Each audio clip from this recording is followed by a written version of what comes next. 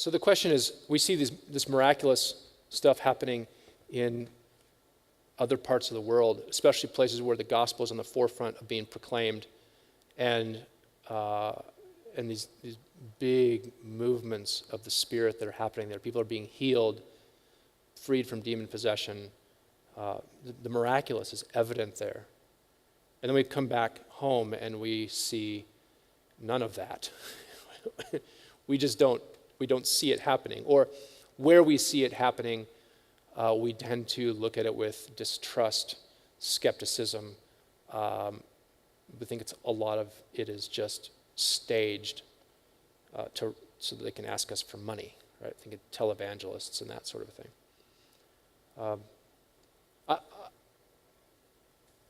I am excited if God is moving in the world, healing people, being freed from demons and that sort of a thing.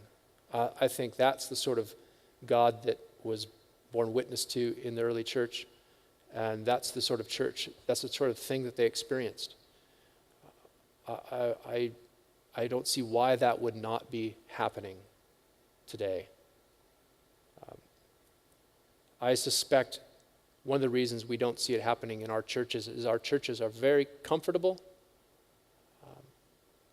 We don't find ourselves, coming to church is not any sort of crisis.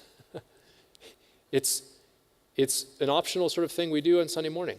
And we file in and we come and we watch. We don't need to necessarily participate, and we go on our way. And we're surprised that people aren't being healed. There's no, where's the engagement? Where's the precariousness of the church to bear witness in the world? It's not in our day-to-day experience of the church.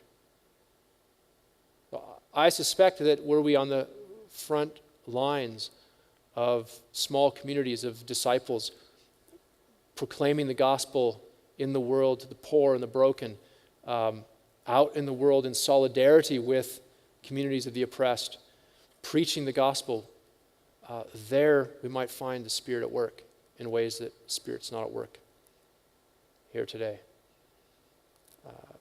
But I wouldn't want to just cover everything with a blanket statement. I think it's naive to think that, and somewhat presumptuous to think that we in the West, in our comfortable churches, have got it down, and so that we can say, no, the Spirit doesn't work anymore. That dispensation is gone when in places in the world where people are oppressed and suffering, and that the gospel is being proclaimed, that there is an amazing move of the Spirit. That's where we ought to be learning. That's where we ought to be looking, and to see what the church is doing in those places, and that's the witness of the church. And just read the book of Revelation. It's about a martyr's church. It's about churches bearing faithful witness even to the point of death. And that's where I think we'll see the Spirit working, when we truly give up ourselves and our control and our own efforts for God to be at work. And He will work.